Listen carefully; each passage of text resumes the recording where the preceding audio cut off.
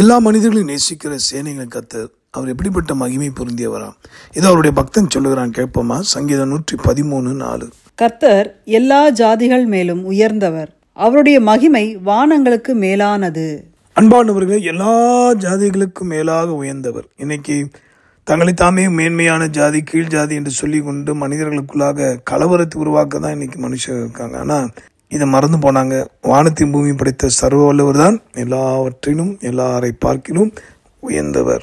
ஆகவே இந்த வார்த்தையின்படி தேவனாகிய கர்த்தர் உங்களை உயர்த்த, அவர் பார்வைக்கு பொல்லாப்பாய் இருக்கிற காரியங்களை விட்டு விலகி, அவருடைய பொல்லாத தீமைக்கு பொல்லாத காரியங்களுக்கு இடம் தராமல் நேசருடைய அன்புக்கும் வார்த்தைக்கும் கீழ்ப்படிந்து அவருடைய கருத்துக்குள் அடங்கியிருக்க நம்ம ஒப்பு கொடுப்போமா? நிச்சயமாகவே இத்தனை நாட்கள் நடத்தினவர் இனிமேல் நம்மை நடத்த போகிறார். திடங்கொள்ளுங்கள், தைரியமாயிருங்க. இதுவரைக்கும் இல்லாத உயர்வை தரப்போகிறார்.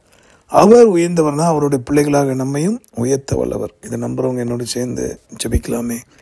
அன்புள்ள ஆண்டவரே, இந்த வார்த்தையை கேட்டு பொல்லாப்புக்கு தங்களை விலக்கி, தீமைக்கு தங்களை விலக்கி, அநியாயத்துக்கும் அநீதிக்கும் பாவத்துக்கும் இடம் தராமல் சத்தியபரனே உம்மை நான் பின்பற்றுவேன் என்று தன்னை அர்ப்பணித்த பிள்ளைகள் ஒவ்வொருவரையும் நீர் ஆசீர்வதி. இயேசுவின் நாமத்தினாலே இதில் சொல்லப்பட்டபடி நீர் எல்லா ஜாதிகளுக்கும் மேலாக உயர்த்தப்பட்டது போல உம்மை நம்பி வாழ்கிற இந்த பிள்ளைகள், உங்களுடைய ஊழியத்தை செய்கிற பிள்ளைகள், உங்களுடைய நாமத்தை நம்பி என்னோட ஜெபிக்க அத்தனை பேருக்கும் உயர்வை தாரும் ஆண்டவரே. எல்லாவற்றிலும் மேன்மை தந்து ஆசீர்வதி காத்துக்கொள்ளும். ஜீவாதிபதி இயேசு மூலமா ஜெபிக்கிறோம் எங்க நல்ல பிதாவே, ஆமென். உங்களுக்காக திருப்பூரில் இருந்து ஜெபிக்கிற உங்கள் அன்பு சகோதரன் மணி ஐயர். God bless you.